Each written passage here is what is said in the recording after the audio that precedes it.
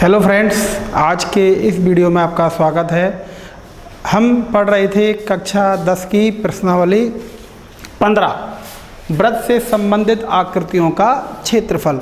इससे संबंधित सारे सूत्र हमने पढ़ लिए हैं और प्रश्नावली जो बुक की जो प्रश्नावली 15.1 है इसके कुछ प्रश्न भी हमने हल कर लिए हैं। तो इसके जो 15.1 के जो शेष प्रश्न हैं इनको आगे हम हल कर रहे हैं। तो सबसे पहले मैंने यहाँ पे बोर्ड पे आपके लिए दो क्वेश्चन लिख भी दिए हैं, एक चौथा और एक छठा। पहला, दूसरा, तीसरा और पांचवा प्रश्न मैंने इससे पहले वाले वीडियो में आपको सॉल्व करा दिए थे। तो इसलिए चौथा प्रश्न सुने क्या है। 100 चक्कर लगाने में एक स्कूटर का पहिया 100 चक्कर लगाने में एक स्कूटर का पहिया 88 मीटर की दूरी तय करता है। कितनी दूरी तय करता है? 88 मीटर की दूरी तय करता है। तो पहिए की त्रिज्या क्या है? सवाल क्या है? 100 चक्कर लगाने में एक स्कूटर का पहिया 88 मीटर की दूरी तय करता है, तो पहिए की त्रिज्या ज्ञात कीजिए। यह आपका है क्वेश्चन नंबर चौथा। अब सबसे पहले आप समझिए क्या है कि चक्कर लगाने का मतलब क्या है। सब बच्चे समझिए पहले इधर। जैसे ये आपका पहिया है, तो आपका ये एक पहिया है, तो ये है पहिया स्कूटर का और ये आपकी ज़मीन है। तो मान लो आपका स्कूटर का ये पहिया है, अगला या पिछला कोई सा भी। मान लो आपने देखा है कि स्कूटर का पहिया है, यहाँ पर जैसे हवा भरने का एक बाल होता है, यहाँ से हम हवा भरते हैं। तो आप थोड़ा समझे क्या करना चाहता हूँ मैं। तो यहाँ पे हवा भरते हैं, तो जैसे ही आपको पता है बाल, मान लो कोई स्कूटर का पहिया है, अगला या पिछला इस स्थिति में है, हम इसको थोड़ा आगे सरकाएंगे। तो जैसे स्कूटर को आगे पीछे करेंगे तो ये अपनी स्थिति से दूसरी जगह जाएगा। जैसे हम इसको स्कूटर को आगे चला रहे हैं, तो ये पहिए की जो दूसरी स्थिति होगी उसमें ये थोड़ा आगे पीछे, जैसे मान लो ये हो सकता है इस तरीके से चल जाए, और आगे सरकाएं तो ये हो सकता है यहाँ चल जाए। तो ये कुछ देर बाद, यानी कि जब ये दोबारा इसी जगह आता है, तो आपका पहिया इस तरीके से थोड़ा आगे सरक जाएगा और ये बाल दोबारा इसी जगह आ जाएगा। समझे क्या कहना चाहता हूँ मैं। तो स्कूटर का पहिया इस स्थिति में, इसको धीरे धीरे आगे सरकाएं तो ये बाल का जो है जहाँ से हवा भरते हैं ये थोड़ा ऊपर जाने लग जाएगा और कुछ देर बाद ये दोबारा इस स्थिति में आ जाएगा। तो इसका मतलब स्कूटर का पहिया थोड़ा सा आगे चलकर उसी स्थिति में आता है। तो इसका मतलब जो ये दूरी तय हुई है, तो ये दूरी कितनी होगी? ये स्कूटर के पहिए की परिधि के बराबर होगी। यानी कि ये कहलाती है स्कूटर के पहिए द्वारा एक चक्कर लगाने में तय की गई दूरी। तो एक चक्कर लगाने में तय की गई दूरी ये है, जो किसके बराबर है? ये परिधि के बराबर है। किसकी परिधि? जैसे ये पहिया स्कूटर का है तो स्कूटर के पहिए की परिधि है, और साइकिल का है तो साइकिल के पहिए की परिधि है। यदि आप इसको प्रैक्टिकल से चेक करना चाहें तो समझाता हूँ। जैसे इसके अंदर ये टायर होता है, यदि हम इस टायर को ऐसे काट दें और बिल्कुल ऐसा सीधा करें, तो बिल्कुल ये यहाँ से यहाँ तक आएगा। जैसे हम एक चक्कर लगाने जो तय की गई दूरी होती है वो इतनी होती है। यानी कि जो इसका टायर होता है ये, तो टायर की लंबाई की टायर जो होता है, तो इसको यदि काट के यूँ सीधा करेंगे तो कितना लंबा होगा? ये पहिए की परिधि के बराबर। इसलिए आप सब बच्चे ध्यान रखें कि कभी भी कोई भी वाहन का पहिया एक चक्कर लगाने में कितनी दूरी तय करता है? अपनी स्वयं की एक परिधि के बराबर। तो स्कूटर का पहिया एक चक्कर लगाने में कितनी दूरी तय करेगा? अपनी एक परिधि के। और ऐसे ही ये कितने चक्कर लगा रहा है? 100। तो 100 चक्कर लगाने में 100 चक्कर लगाता है, तो इसका मतलब वो कितनी दूरी तय करेगा? 100 परिधि के बराबर। और 100 परिधि का मतलब, और इस 100 परिधि की लंबाई कितनी है आपकी? 88 मीटर। क्योंकि प्रश्न में साफ लिख रहा है 100 चक्कर लगाने में एक स्कूटर का पहिया 88 मीटर की दूरी तय करता है। ये तो प्रश्न में दे रखा है, लेकिन जो हम यहाँ पर समझ रहे हैं इससे हमें ये समझ में आया कि स्कूटर का पहिया एक चक्कर लगाता है, तो एक चक्कर में कितनी दूरी तय होती है? एक परिधि के बराबर। ऐसे ही 100 चक्कर लगाने में कितनी दूरी तय होगी? 100 इंटू पहिए की परिधि के बराबर। यानी जो 88 मीटर है वो इस पहिए की परिधि का 100 गुना है। तो इससे क्या फ़ायदा होगा आपको? इससे हमें ये फ़ायदा होगा, यदि आपको ये चीज़ समझ में आ गई है तो आपको क्या करना है पता है? हाँ, तो सब बच्चे क्वेश्चन नंबर 4 का हल देखें। क्वेश्चन नंबर 4 का हल क्या है? तो आपको लिखना है, चूँकि बच्चों की तरह करें, चूँकि 100 चक्कर लगाने में पहिए द्वारा तय दूरी कितनी दे रखी है? ये आपको दे रखी है 88 मीटर। इसलिए एक चक्कर लगाने में, तो एक चक्कर लगाने में जो तय दूरी है वो कितनी होगी? 88 मीटर बटे 100।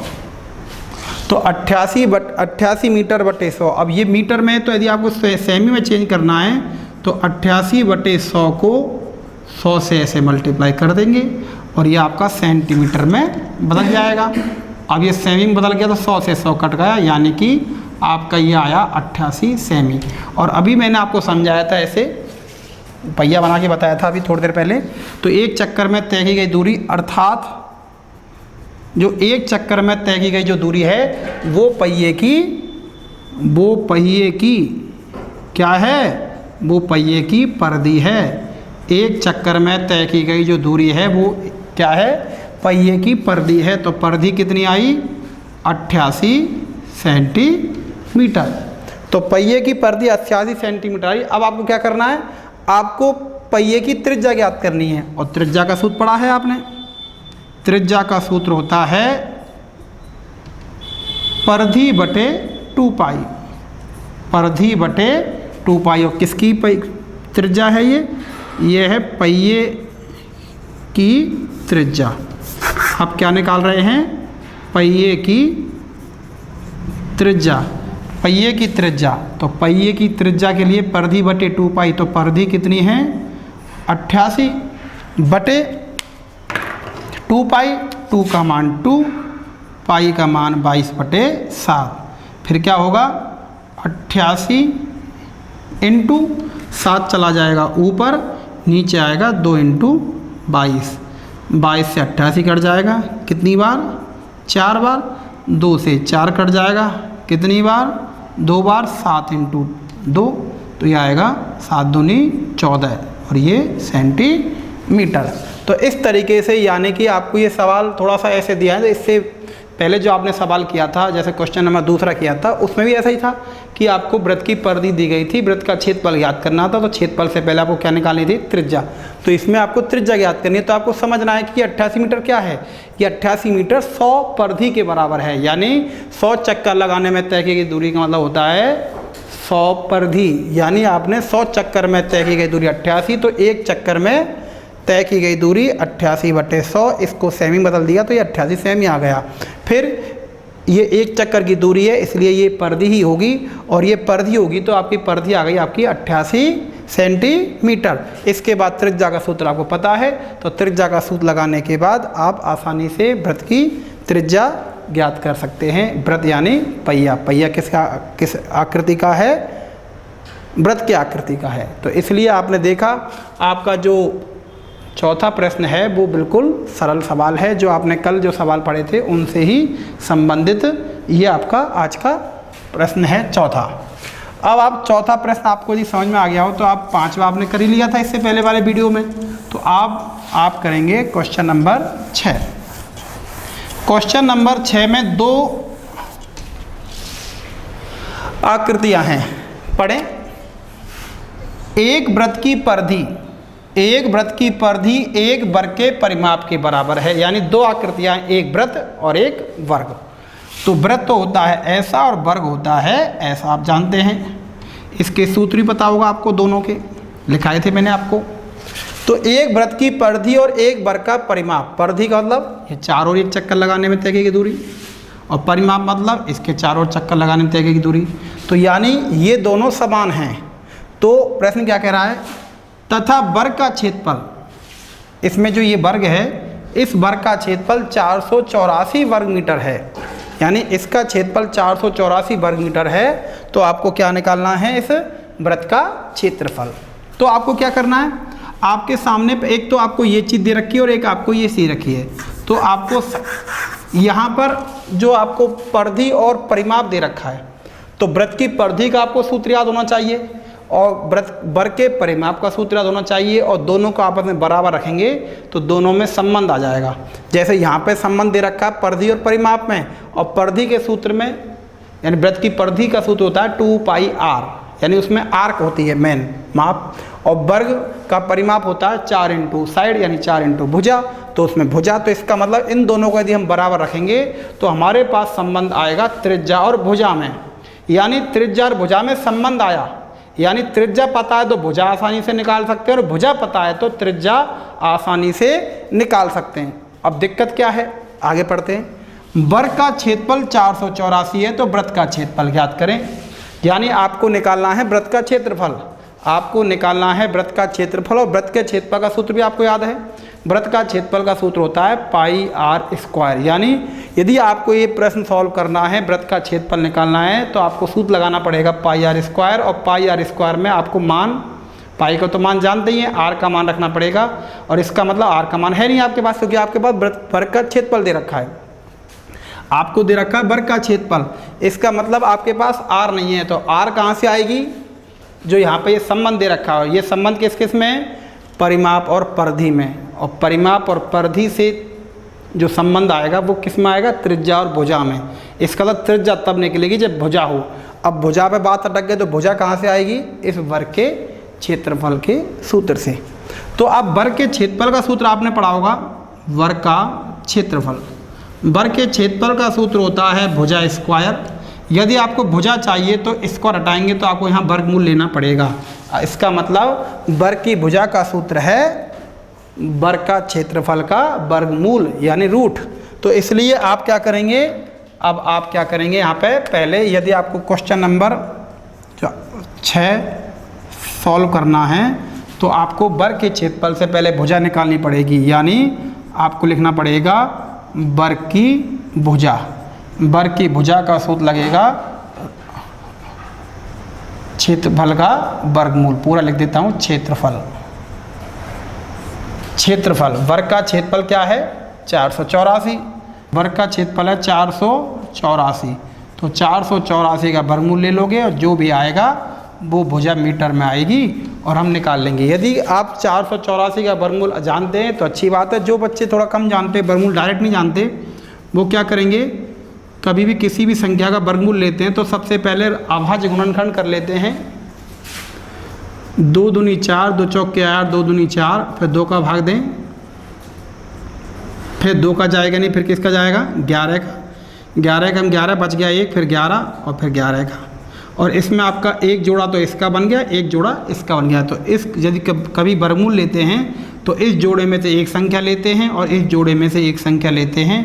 यदि आपके पास जोड़े 2-2 के जोड़े पूरे हों, यानी कोई अकेली संख्या नहीं रह जाए, जैसे जोड़े में 2-2 होते हैं तो ऐसे हर चीज़ के 2-2 के जोड़े बन रहे हैं, इसका मतलब वो संख्या पूर्ण वर्ग संख्या है। और पूर्ण वर्ग संख्या का जो वर्गमूल है वो एक नॉर्मल संख्या में आएगा, जैसे यहाँ पे आ गया कितना, 11 दूना 22। इसलिए जो वर्ग की जो भुजा आई है वो आई है आपकी 22 मीटर।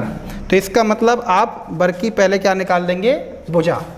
चलो वर्ग की भुजा निकाल दी, तो मैंने थोड़ा बहुत तो पहले ही समझा दिया, तो इसलिए आपको समझने में कम दिक्कत आ रही होगी आपको।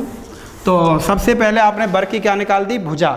इसके बाद आपको दूसरा एक संबंध दे रखा था प्रश्न के अनुसार, इस संबंध का आपको इस्तेमाल करना है, यानी आपको लिखना है प्रश्न अनुसार वृत्त की परिधि, वृत्त की परिधि बराबर है वर्ग का परिमाप, वृत्त की परिधि बराबर है वर्ग का परिमाप। तो वृत्त की परिधि का सूत्र लिखें सब 2πr, परिमाप का सूत्र लिखें 4 इंटू भुजा, 4 इंटू भुजा। अब 4 इंटू भुजा के बाद क्या आएगा, 2 का मान 2, पाई का मान 22/7 इंटू आर बराबर 4 इंटू भुजा का मान ऊपर से रख दीजिए कितना, 22। इसके बाद यहाँ पे हम मान रखें तो केवल यहाँ पे केवल एक संख्या गायब रही r। अब एक संख्या r गायब रही तो अब क्या करोगे पता है, अब r को तो इधर रहने दें, बाकी की सारी संख्या को उधर भेज दें। बाकी की सारी संख्या को उधर भेजेंगे तो आपके पास आएगा 4 गुणा 22, ये नीचे 7 है वो चला जाएगा ऊपर और नीचे आएगा 2 इंटू 22। अब काटा पीटी करते देखो क्या आता है, 22 से तो कट गया 22 और 2 से 4 कट गया 2 बार, तो 2 ये रहा 7 ये रहा, तो गुणा करेंगे तो आएगा 14 और 14 और ये मीटर है तो ये भी किस में आ जाएगी आपकी मीटर। तो इसका मतलब मैंने अभी बताया था वृत्त की परिधि और परिमाप में संबंध दे रखा है, तो इसका मतलब त्रिज्या और भुजा में संबंध आ जाएगा। और त्रिज्या और भुजा में यदि संबंध आ गया है तो भुजा का मान रखते ही त्रिज्या आराम से निकल जाएगी। तो त्रिज्या कितनी आई 14 मीटर।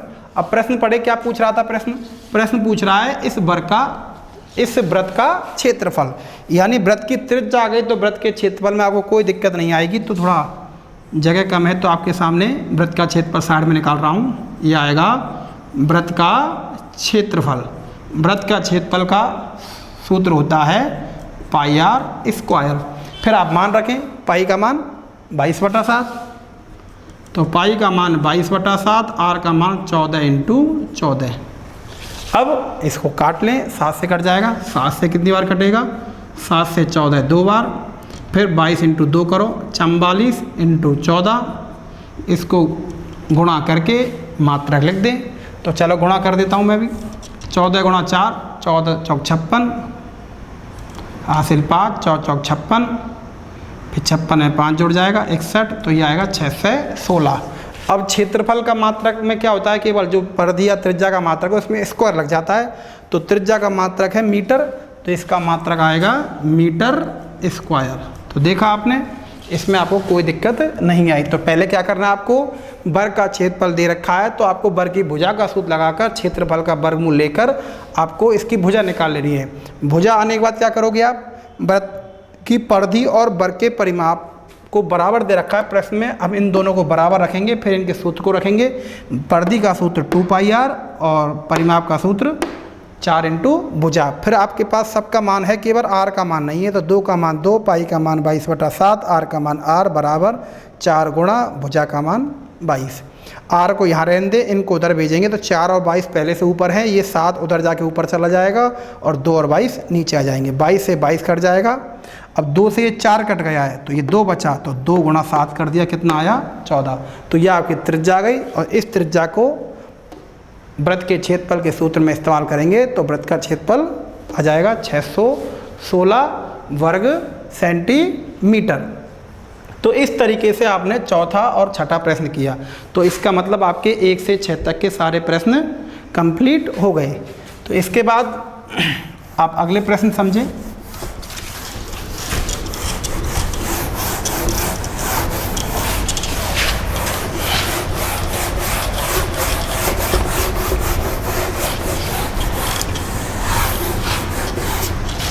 अगला जो आपका जो प्रश्न है, अगला प्रश्न आपका है 7वां बाद में बताएंगे। पहले हम क्वेश्चन नंबर 8वां देखते हैं। 8वां 9वां 10वां, 8वां 9वां 10वां तीनों क्वेश्चन एक ही सूत्र से होंगे। थोड़ा अंतर है समझने सुनने में।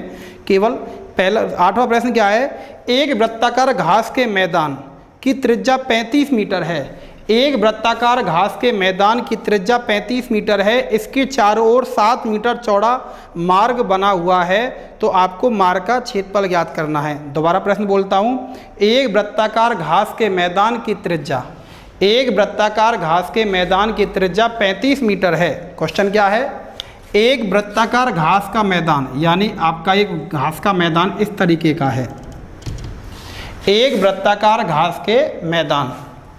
तो क्वेश्चन नंबर 8 देखें, एक वृत्ताकार घास का मैदान, यानी ये मैदान है, इसकी जो त्रिज्या है ये आपकी त्रिज्या कितनी है 35 मीटर। इसके बाहर चारों ओर, इसके बाहर चारों ओर 60 मीटर चौड़ा एक मार्ग बना हुआ है। जैसे हम बड़े बड़े सिटियों में जो सर्कल होते हैं और उनके यानी जैसे उनके चारों ओर जैसे 4 रास्ते होते हैं, किसी में 3 रास्ते होते हैं, तो उसके चारों ऐसी सड़क बनी होती है जैसी वाली, और वो सड़क चारों तरफ से बराबर होती है। तो ऐसे ही इसने कहा एक पार्क है, जिसकी त्रिज्या 35 मीटर है, इसके चारों ओर ऐसा एक 7 मीटर चौड़ा क्या बना हुआ है, एक मार्ग बना हुआ है। तो आपको क्या करना है, इस मार्ग का जो आपको ये मार्ग मैं इसको छायांकित कर रहा हूँ, आपको इस मार्ग का क्या निकालना है, इस मार्ग का निकालना है आपको क्षेत्रफल।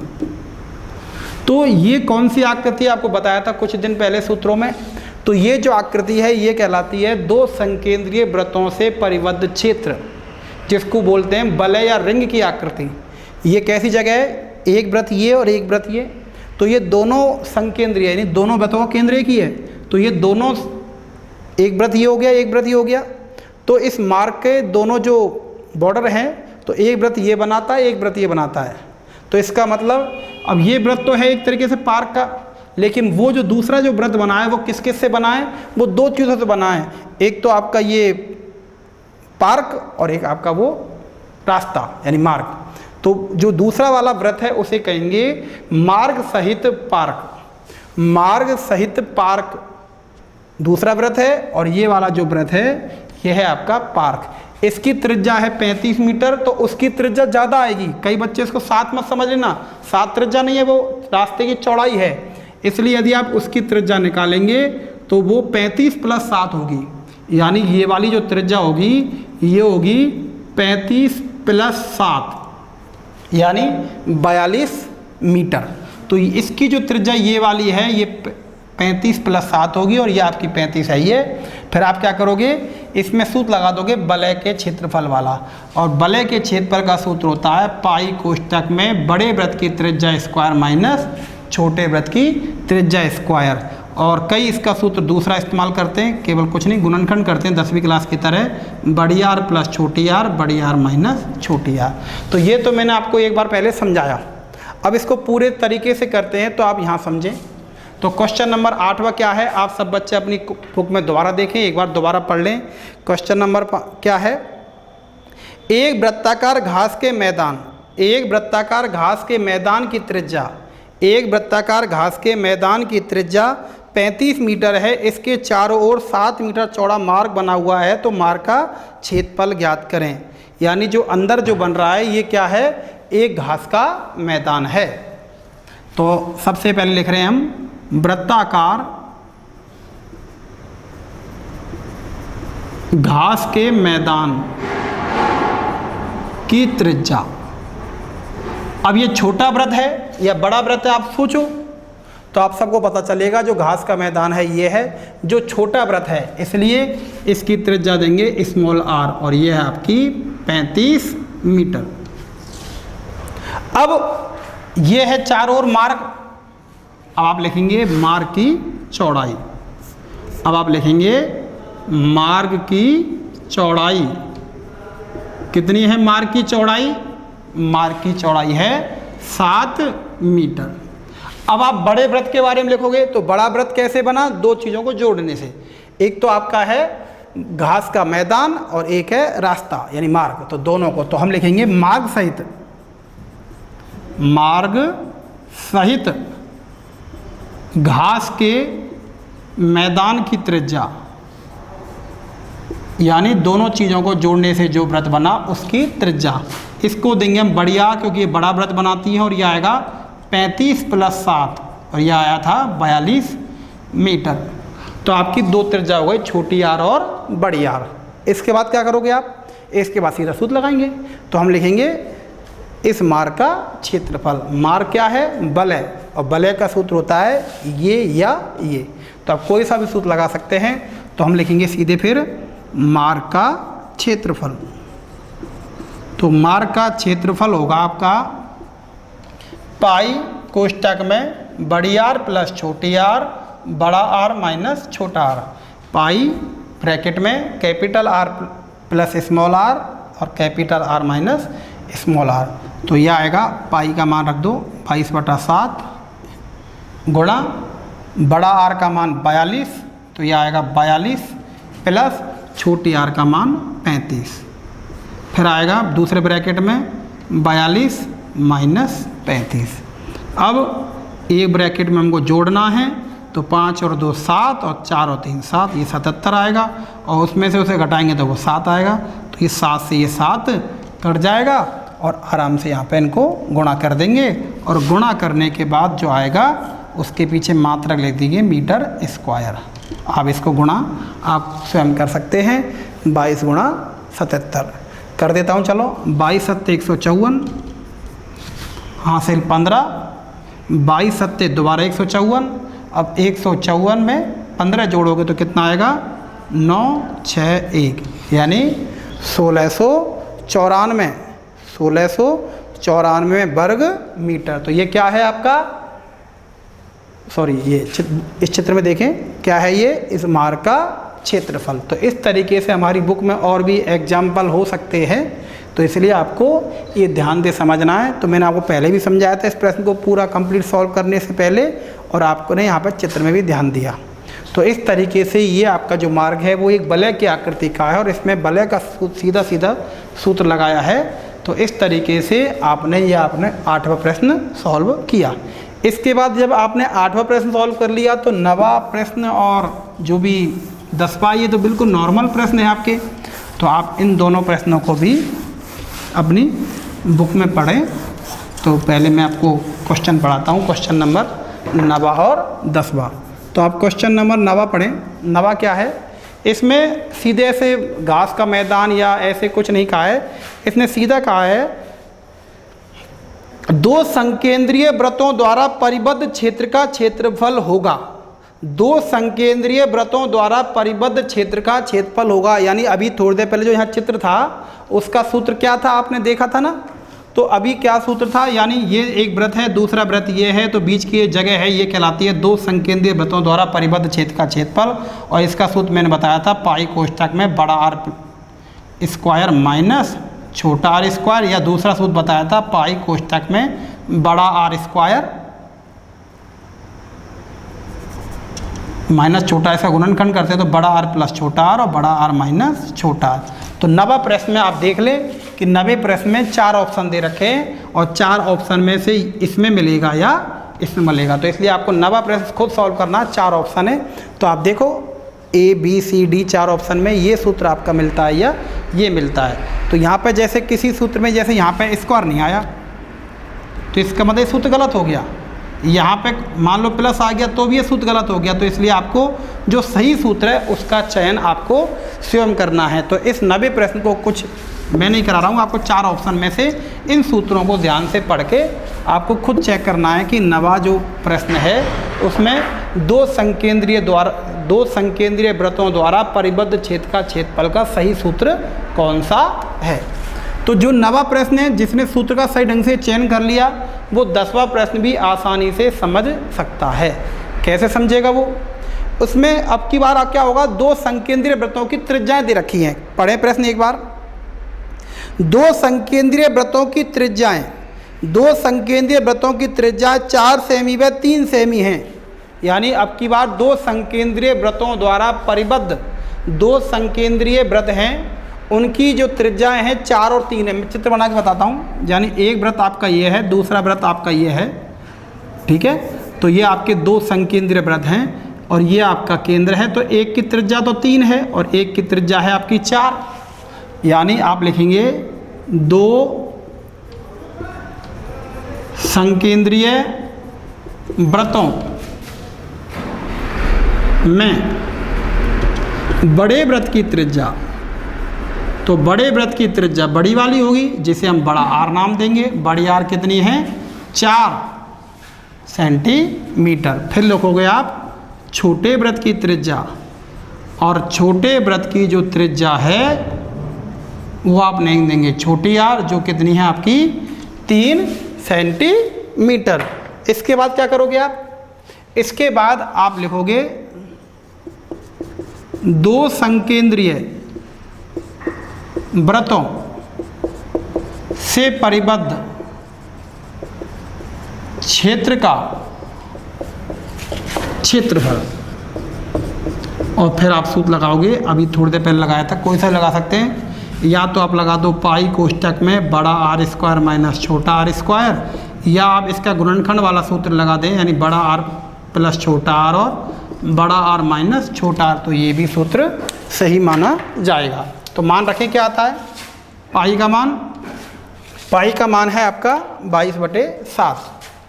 पाई का मान है 22/7, बड़ा और 4 तो 4 + 3, 4 + 3 और 4 - 3, तो ये आपका आएगा 22/7 इंटू 7 इंटू 1, 7 से 7 कट गया, उत्तर आया आपका 22।